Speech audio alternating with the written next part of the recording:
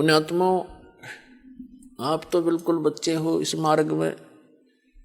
ठीक है, जो काफी समय से इस दास के सत्संग सुन रहे हैं उनको बहुत ज्ञान हो चुका है, क्योंकि हम जैसे पहले अन्य उपासना किया करता था, ये दास जैसे श्री राम, श्री कृष्ण, शंकर भगवान, विष्णु भगवान, हनुमान जी, बाबा श्याम जी, इनकी पूजाएं करते थे। जैसा भी लोकवेद सुन रखा था, और उनके करते करते भी हमें बहुत से लाभ होया करते। और हम यही सोचा करते थे कि ये भगवान श्री कृष्ण, भगवान श्री राम, विष्णु, शंकर भगवान, हनुमान जी, श्याम जी, ये हमें ये सुख दे रहे हैं। और भक्ति भी जैसे आम कोई राम राम कृष्ण कृष्ण इस तरह के हरि ओम हरि राम, ये मंत्र अपने जैसे सुने सुनाए हम आप पर जाप करा करते। इन मंदिरों में जाते थे, गदगद होते थे भगवान के दर्शन करके, मूर्तियों के। और फिर भी हमें बहुत से लाभ होते थे, बहुत से संकट ऐसे टले हैं ना सोच भी नहीं सकते पहले भी। तो हम ये सोचा करते थे कि जो पूजाएं हम कर रहे हैं इनसे ही लाभ हो रहा है। अब इस परमात्मा की तत्व ज्ञान रूपी रोशनी में अब दिखाई दिया कि नहीं, वो हमारा केवल प्रारब्ध ही चल रहा था, और वो परमात्मा पूर्ण ब्रह्म कबीर साहब ही हमें सब कुछ कर रहा था, फिर भी वो साथ ही था हमारे।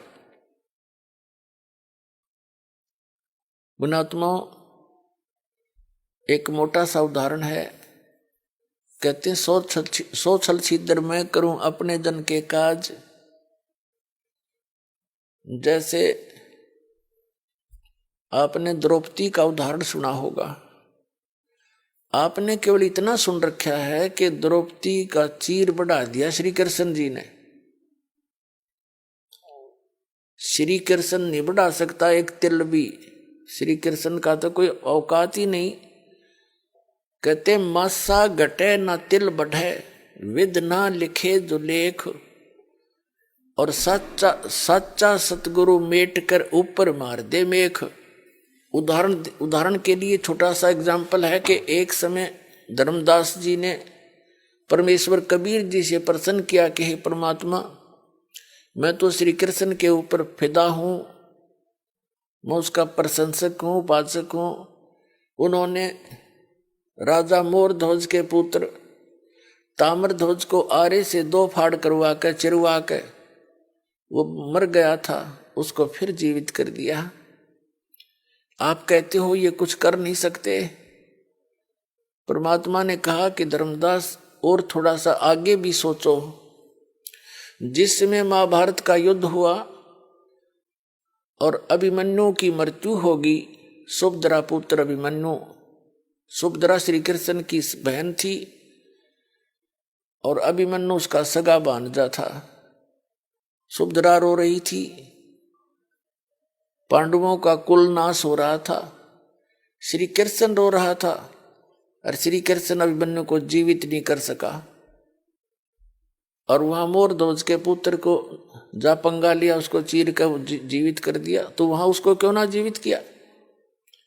धर्मदास जी कहने लगे, भगवान आप ही बताओ, ये तो हमारे बुद्धि कभी काम ही नहीं करी ऐसी। तो परमात्मा ने कहा कि ये जैसे मोर ध्वज के पुत्र ताम्र ध्वज की आयु शेष थी, तो उसने उसको आप पे मार दिया और आप पे जीवित कर दिया, तो जादूगर करके दिखा देते हैं। लेकिन अभिमन्यु को क्यों नहीं जीवित कर सका? क्योंकि उसकी आयु शेष नहीं थी, ये एक श्वास भी नहीं बढ़ा सकते। और परमात्मा कहते हैं जो हमारी शरण में आ जाएगा उसकी आयु जब चाहेगा जब मौत देंगे उसको। मौत क्या, उसको जीवन देंगे, सतलोक में वास करा देंगे। रहना चाहे जब तक यहाँ रहिए, भक्ति करिए, नियमित रहना। हम वो शक्ति है, कबीर साहब ने कहा धर्मदास को।